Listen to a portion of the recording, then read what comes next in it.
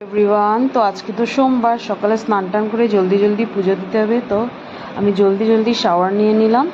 এখন আমি স্নান করে চলে এসেছি, আর এদিকে তিতিলি ঘুমো করছে। আর জানোই আজকে বোন তো চলে গেছে, তো ভালোও লাগছিল না, মনটা একটু খারাপ লাগছিল, কিন্তু তাও বোন তো যাবেই ঘরে, সবসময় তো আর এখানে থাকতে পারবে না। তো দেখো, আমি একটু টিপ, সিঁদুর আর সানস্ক্রিন লাগিয়ে নিচ্ছি। এত গরম, সানস্ক্রিন না লাগালে তো হবেই না। তো সিঁদুর লাগিয়ে তারপরে ঠাকুর ঘরে চলে যাব পুজো দিতে। আজকে তো সোমবার, শিব পুজো করতে হবে। রোজই সকাল সকাল স্নান হয়ে যায়, কিন্তু আজকে একটু জলদি উঠেছি, কেন কি বোনও যাবে। জলদি জলদি করে ওকে সব কিছু রেডি করে দিয়েছি, খাওয়া দাওয়া সব রেডি করে দিয়েছি। তোমরা হয়তো আমার আগের ব্লগে দেখতেই পেরেছো।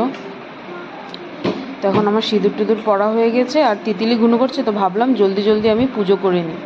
তো এদিকে দেখো, বনু সকালে উঠে গোপাল সোনাকে সকালের ভোগ দিয়ে দিয়েছিল, শিবকেও পুজো করে দিয়ে দিয়েছিল। তখন আমি আবার সুন্দর করে সব কিছু ঠিক করে দিয়ে দিই। তো এখন দেখো, সব কিছু আমি জলদি জলদি করে সব রেডি করে নিই। বেলপাতাগুলো একে একে সব ধুয়ে নিচ্ছি।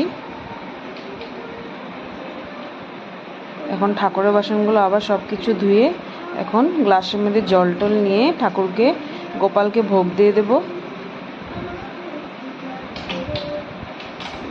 সবখানে যেখানে যেখানে দরকার তুলসী পাতা দিয়ে দিচ্ছি ঠাকুরকে। তারপরে সুন্দর করে ফুল দিয়ে সাজিয়ে পুজো দিয়ে দেব।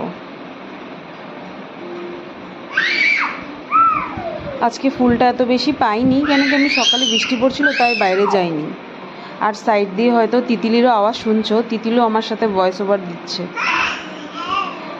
আমার ভয়েস ওভারে সবসময় তিতিলির আওয়াজ পাবি অল্প স্বল্প, কেন কি আমার সাথে সাথেই বসে থাকে।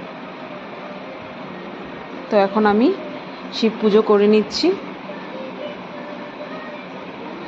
আজকে আর মন্দির যাওয়া হয়নি, কেন কি বৃষ্টিও পড়ছিল, বনুও যাবে, আর একা একা তিতিলিকে রেখে যেতে কষ্ট হয়।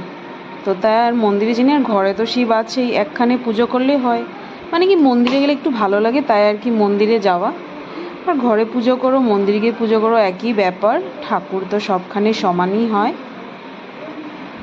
তো আমার শিব পুজো হয়ে গেছে। ঠাকুরকে এখন একটু ধূপ ধুনো দেখিয়ে দিই।